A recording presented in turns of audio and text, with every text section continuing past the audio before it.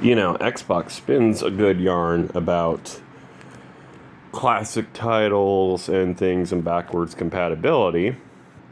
But, I have this guy right here, Chronicles of Riddick, Escape from Butcher Bay. And somewhere I have the 360 game, Escape from Dark Athena, which, by the way, was also the movie Dark Fury, though there is difference in story between the two. Dramatically, actually. But if you were to go on to Xbox One, say try to put in one of the two games, they won't load. You can't even download them. You can download certain games that are backwards compatible. That's great and all. It's like, okay, well, maybe it's like $1.99 or something to get said video game. Well, yeah, no, that's... we have the movie. We have another version of the movie. We have the anime. We have the other version of the movie.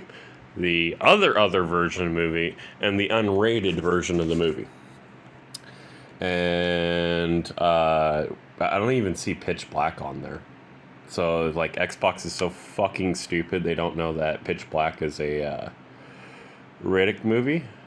And that's the other thing. I'm gonna put in Pitch Black real quick and see.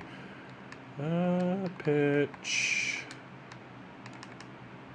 But, that's kind of a core game not to have. Oh, okay, they do have Pitch Black, but they only have one version of it.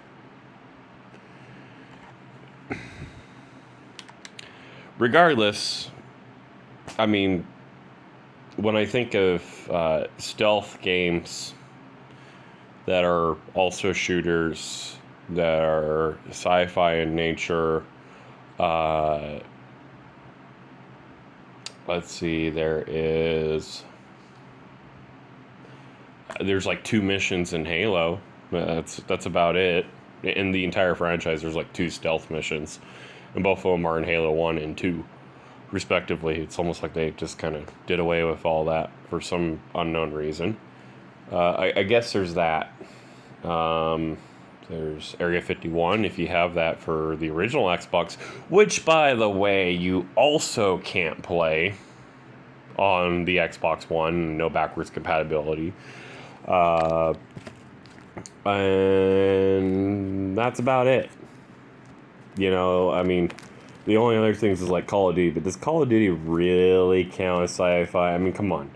Like, everything they do in the futuristic genre is all like safe guesses. It's not real, true sci-fi. It's just, it's all safe. It's all what we kind of expected the future to look like.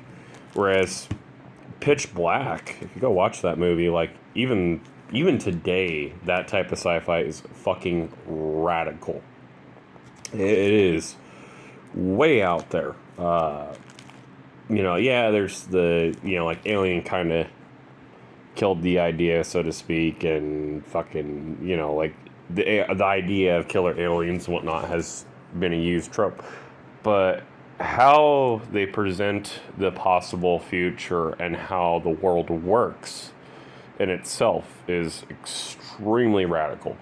There's touches of reality, like, morphine addicted police officers. When in a dangerous situation, they're already corrupt, but when in a dangerous situation, they do things even more dramatic and worse. There's the spacefarer goers, where it's kind of similar to like the Oregon Trail. Where it's like, we weren't supposed to be on this planet. Big fucking whoop-de-doo, people died on this planet. This is not great. But the premise, the idea, okay? So being able to play a video game in that genre, in that same vein, in that idea is kind of fucking important. Especially when it's one of the most critically acclaimed video games on the Xbox. If I had to list critically acclaimed video games on the original Xbox, I can list them all on just my 10 digits. Okay, there's Morrowind, which luckily you can play. There's Halo 1 and 2. I'm only going to count that as 1 because it's in the same franchise. There's there's one of the Chronicles Iridic video games. Okay. There's both Jedi Knights of the Old Republic. And then there is that one game that I never really cared for or liked or played that was also made by BioWare, Mass Effect. Okay, and then let's see. Funnily enough, there's Area 51, there's Doom 3, and neither of those you can play on Xbox. There's Advert Rising, which was supposed to be a Halo killer, and well, it never did. And what else was there?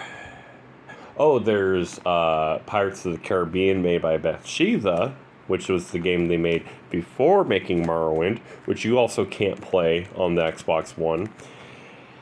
There's Dead to Rights. Need for Speed was actually critically acclaimed.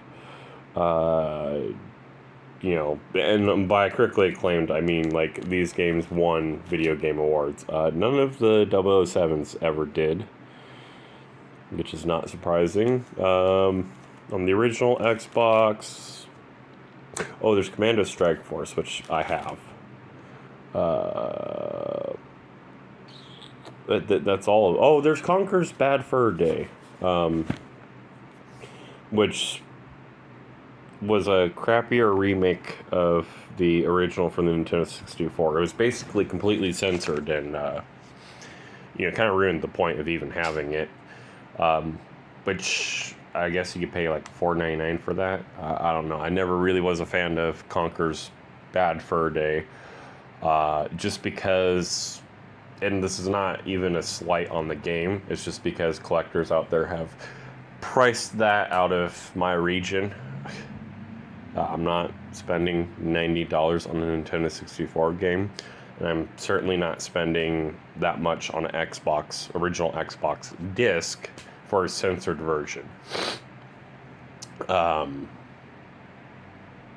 As far as pirated copies of things go and unofficial licenses, if they made that an unofficial licensed Nintendo 64 game, I absolutely would pick that up. But they don't because, well, it's got what the woke people would call bad thought and bad speak. So, we'll never see that, especially not coming from, the markets of communist China.